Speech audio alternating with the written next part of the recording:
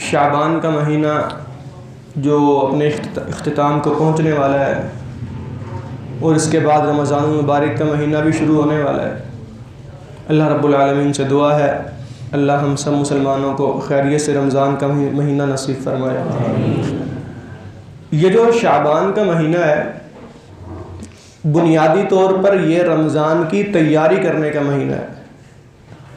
سلف صالحین رحمہم اللہ وہ اس مہینے کو جو ہے رمضان کی تیاری کے حوالے سے استعمال کرتے تھے، اور ان کے ہاں شعبان کے مہینے کا نام کیا تھا؟ شہر القراء۔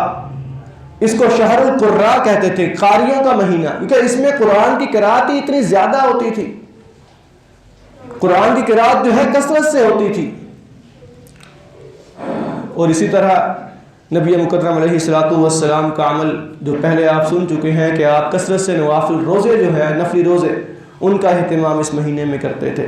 تو میرے محترم بھائیوں، اب ان دنوں سے جو دن رہ گئے ہیں، سب سے پہلا کام تو یہ ہے، اگر کسی بھی انسان کے فرضی روزے رہ چکے ہیں، اگر کسی بھی شخص کے فرضی روزے جو سابقہ رمضان کے رہ چکے ہیں کسی بھی عذر سے، تو ان روزوں کو پورا کیا جائے تاکہ اگلے رمضان کے آنے سے پہلے پہلے وہ روزے جو ہیں ادا ہو جائیں۔ اس کے بعد دوسری بات یہ ہے کہ اپنی روٹین کو، اپنے کاموں کو، اپنی ضروریات کو مرتب کیا جائے، اپنے کاموں کو مرتب کریں، اپنی روز مرہ کی زندگی کو ہم تھوڑا سا ترتیب دیں تاکہ ہم ٹائم نکال سکیں، ہمارے پاس ٹائم ہو، قرآن پڑھنے کا ٹائم نکال سکیں۔ پورا سال گزر جاتا ہے ہم لوگ قرآن کو ہاتھ بھی نہیں لگاتے۔ نفل نماز پڑھنے کا ٹائم نکالیں۔ یہ جو موبائل ہے نا، موبائل اس سے جان چھڑوائیں، سوشل میڈیا کو چھوڑیں، کم از کم یہ آنے والا رمضان کا مہینہ جو ہے اس سے کما حقہ فائدہ اٹھائیں۔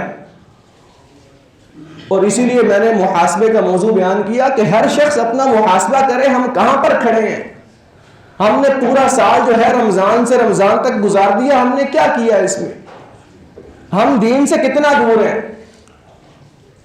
مسجدوں کے ساتھ تعلق بڑھائیں، اذان ہوتے ہی نماز کے لیے پہنچیں، نماز سے پہلے کی سنتے، بعد کی سنتے، ذکر و اذکار کریں، قیام اللیل تہجد کی نماز 2 رکعت، کم از کم 2 رکعت لازمی شروع کریں تاکہ میرے بھائی رمضان میں ہماری روٹین بنی ہو۔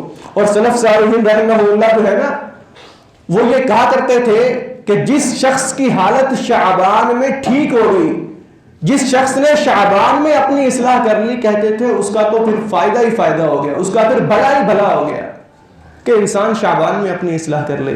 اللہ رب العالمین سے دعا ہے اللہ ہمیں نیک اعمال کرنے کی توفیق عطا فرمائے، اللہ ہمارے صغیرہ کبیرہ گناہ معاف فرمائے۔ سبحان ربک رب العزۃ عما یصفون وسلام۔